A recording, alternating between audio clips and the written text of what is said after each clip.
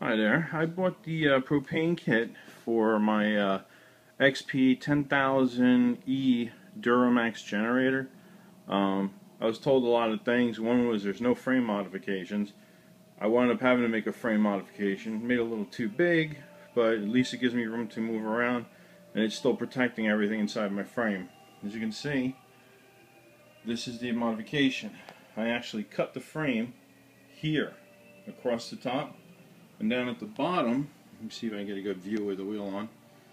Right here, behind the filter, we cut it there. We made a piece about 2.5 inches long, and re-welded it to what was left from here to the top. Here is what was left of the original frame.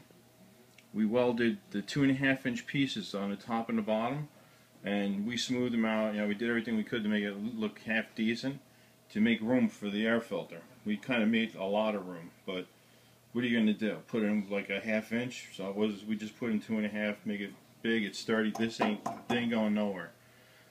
Let's see. As you can see, here is the adapter that we put in. This is the throttle plate and the throttle position. The only problem we found with this is when you pull this out, let me get this over here a little more. When you pull this out, it actually hits on the top of the adapter. Not bad though, because it does close it for gasoline starting. For the propane, you don't need it. This isn't going to be used on propane, but when I use gas, I'll need that. Basically, it's what I did is we took the filter, or the air filter off. I took the hose out, goes from here to here. Let me see, here, which I need to replace. I got a new one because the old one just doesn't reach anymore. I got the, let me get this down. Well, it went somewhere.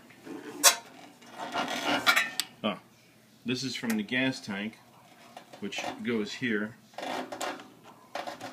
which I'll reconnect. I'll crimp it, and put it back on later. But this is how we set it up. We did do the frame modification, which they told me you didn't have to, but they were wrong. There was no way of getting this back on here. I can get this back plate on here, but I couldn't get the insert, the plastic insert, and this nuts back onto it, or this top to cover the air filter on, without making some kind of an adjustment to this frame. It just wasn't going to happen. I wish I'd taken some videos beforehand. I did, but I don't know if I can include those. I'll try, so at least you can see what I started with. Like I said, there's my adapter. We also welded at the bottom here this plate. All we did was we put a angle iron from Home Depot. We welded across the top, down both sides. That was my uncle, because he owns a body shop. He has the tools. We drilled out the holes. We pre-measured and made sure this fit on the propane adapter before we even started welding. This is where I'm going to be placing it, and I'm going to have it stick inside. Right now I haven't put it in because I wanted to get some video while it was still wide open. We found without this plate, if I mounted it here, the shut-off arm that you got to swing around hit the engine. So we took that into consideration. I just extended it out just that inch, and now it clears everything underneath.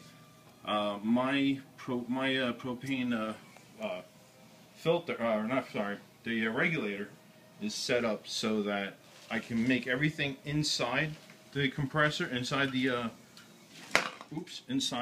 generator, and not stick out. So this is what I did. I got the valve shut off here.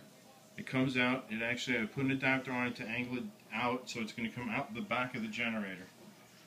So this would mount right here, like that. It'll be inside, not sticking out. The only thing sticking out is going to be the primer button for the propane, and that's all you're going to see. When I need to shut on and off, the handle's all clear. Nothing's in its way anymore, so that's going to work perfect for me. As you can see, it doesn't hit the motor anymore. And I just need to finish making final connections, and hopefully I'll get to try and start this up maybe tomorrow and see how it works.